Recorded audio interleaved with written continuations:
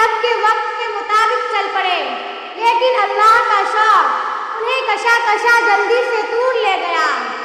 قال اللہ وما اعجلك عن قومك یا موسیٰ، اللہ نے پوچھا، اے موسیٰ، اپنی قوم سے آگے جلدی آنے کا کیا سبب ہوا؟ قال هم أولئك على أثري وعجلت إليك ربي لترضى، انہوں نے اپنی گمان کے مطابق عرض کیا، وہ لوگ یہی تو ہے، میرے پیچھے پیچھے آ رہے ہیں، اور میں آپ کے پاس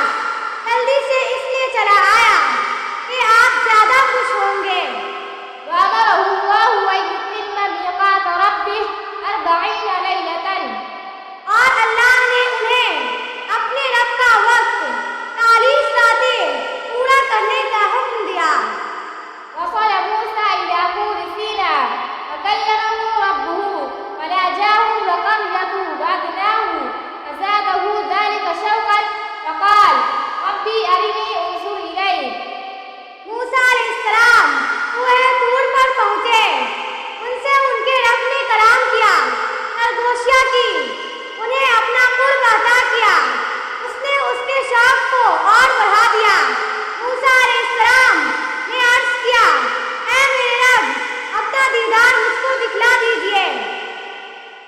والله يعلم أن موسى لا تستطيع ذلك لأن الله لا تدركه الأبصار وهو يدرك الأبصار وهو اللطيف الخبير۔ اللہ تعالیٰ خوب جانتے تھے کہ موسیٰ علیہ السلام کی طاقت نہیں، اس لیے کہ اللہ اس کو تو کسی کی نگاہ محیط نہیں ہو سکتی،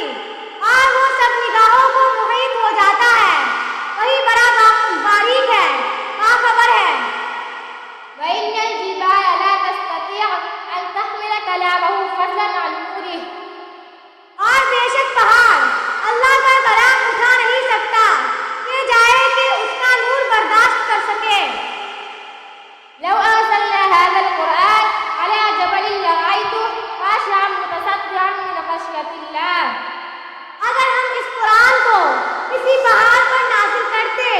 اے مخاطب، تو تو اسے دیکھتا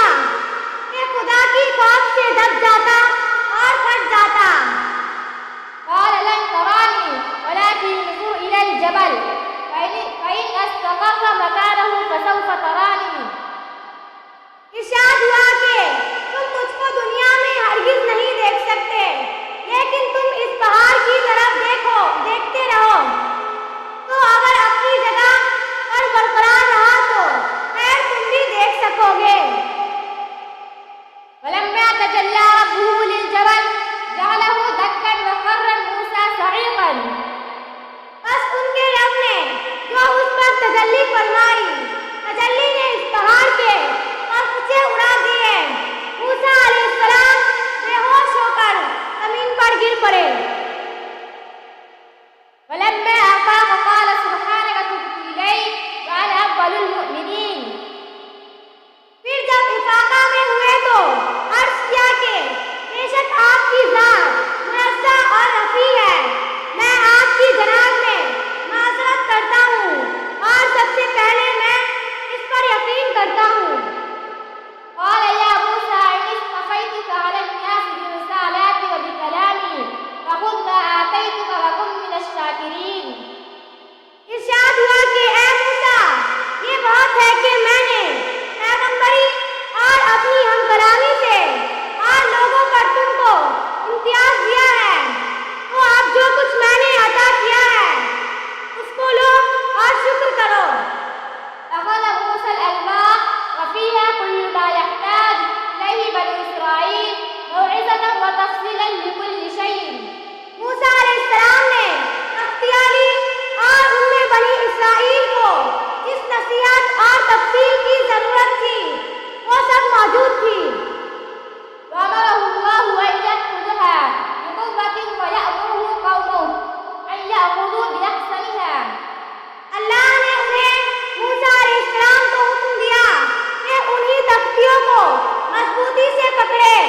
اور اپنی قوم کو حکم دے کے اس کو احسن طریقے سے پکڑے رکھے۔ ولما وصل موسى إلى 70 رجلا من قومه، اور جب موسیٰ علیہ السلام